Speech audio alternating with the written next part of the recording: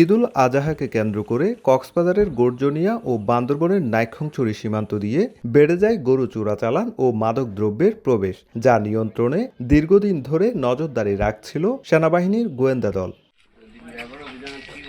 সেনাবাহিনী জানায়, মাঝিরকাটা এলাকায় নিজ বাসায় অবস্থান করবে শাহীন ডাকাত। এমন তথ্যে বৃহস্পতিবার সকাল ৮টায় বিজিবির সহায়তায় সমন্বিত অভিযান শুরু করে সেনাবাহিনীর ১০ পদাতিক ডিভিশনের ৪টি টহল দল। এক পর্যায়ে শাহীন ডাকাতের বাসার চারদিক ঘিরে ফেলা হয়। উপস্থিতি টের পেয়ে সেনাবাহিনীকে লক্ষ্য করে কয়েক রাউন্ড এলোপাতাড়ি গুলি চালিয়ে পালানোর চেষ্টা করে শাহীন ডাকাত ও তার সহযোগীরা। সে সময় আটক হন শাহীন ও তার দুই সহযোগী। সেনাবাহিনী কোনো রকম গুলি বিনিময় ব্যতি রেখেই নিজস্ব কৌশল, প্রশিক্ষণ এবং দক্ষতাকে কাজে লাগিয়ে কুখ্যাত ডাকাত শাহীন এবং তার দুইজন সহযোগীকে গ্রেপ্তার করতে সক্ষম হয়।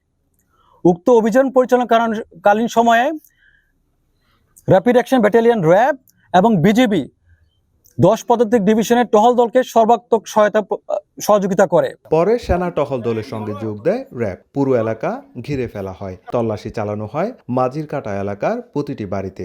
আস্তানা থেকে উদ্ধার হয় ১০টি ধারালো অস্ত্র, ৩টি একনলা বন্দুক, একটি AK-22, ১০ রাউন্ড গুলি, 4টি কার্তুজ, ২০,০০০ ইয়াবাসহ অবৈধ নথিপত্র।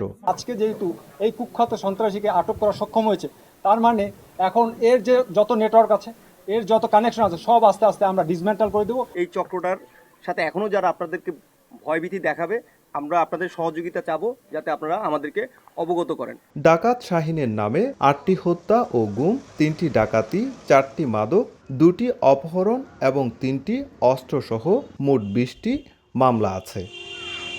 সুজাউদ্দিন রুবেল, সময় সংবাদ, কক্সবাজার।